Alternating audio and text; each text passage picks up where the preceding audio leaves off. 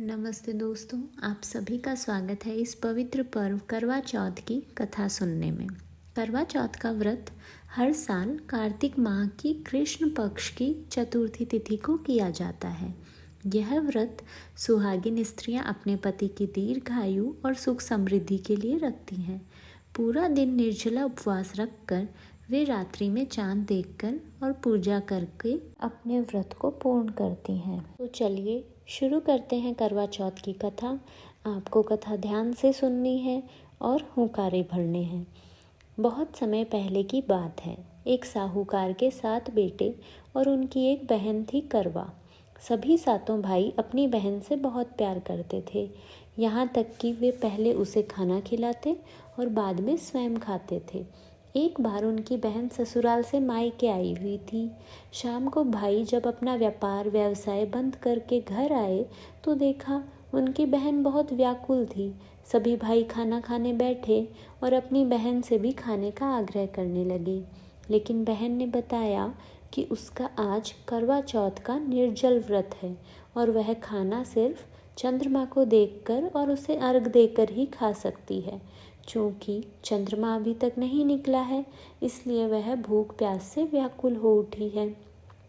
सबसे छोटे भाई को अपनी बहन की हालत देखी नहीं जाती और वह दूर पीपल के पेड़ पर एक दीपक जलाकर छलनी की ओट में रख देता है। दूर से देखने पर वह ऐसा प्रतीत होता है कि जैसे चांद उगाया हो। इसके बाद भाई अपनी बहन को बताता है कि बहन, चांद निकल आया है, तुम उसे अर्घ दे दो और भोजन कर लो। बहन खुशी के मारे सीढ़ियों पर चढ़कर चांद को देखती है और उसे अर्घ देकर खाना खाने बैठ जाती है। वह पहला टुकड़ा मुंह में डालती है तो उसे छींक आ जाती है।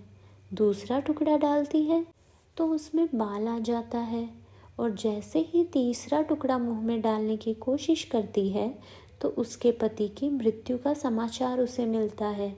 वह बौखला जाती है।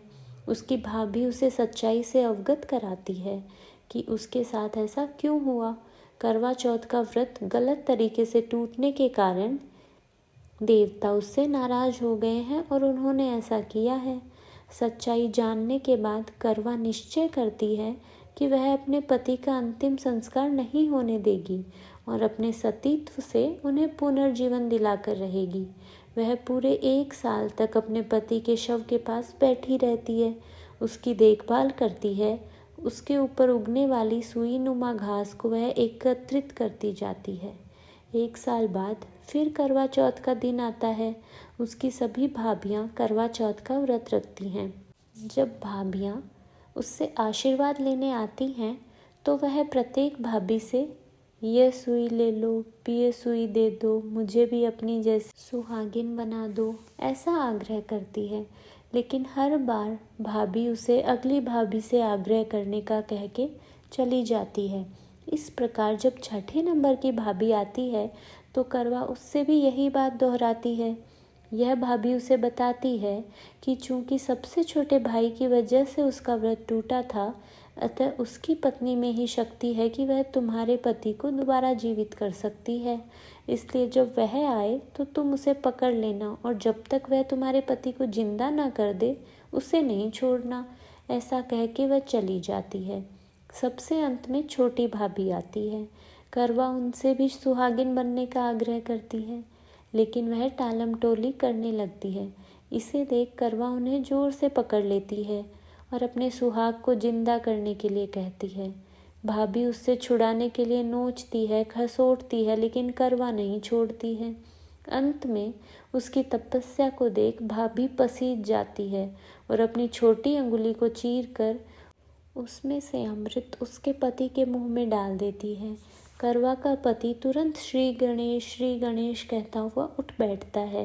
इस प्रकार प्रभु कृपा से उसकी छोटी भाभी के माध्यम से करवा को अपना सुहाग वापस मिल जाता है। हे श्री गणेश, हे माँ गौरी, जिस प्रकार करवा को चिर सुहागन का वरदान मिला आपसे, वैसा ही सब सुहागिनों को मिले। तो ये थी करवा चौथ की कथा। ये कथा सुनने के बाद आप करवा चौथ की आरती ज़रूर करें। धन्यवाद। अगर ये वीडियो पसंद आया हो तो लाइक, शेयर और सब्सक्राइब करें।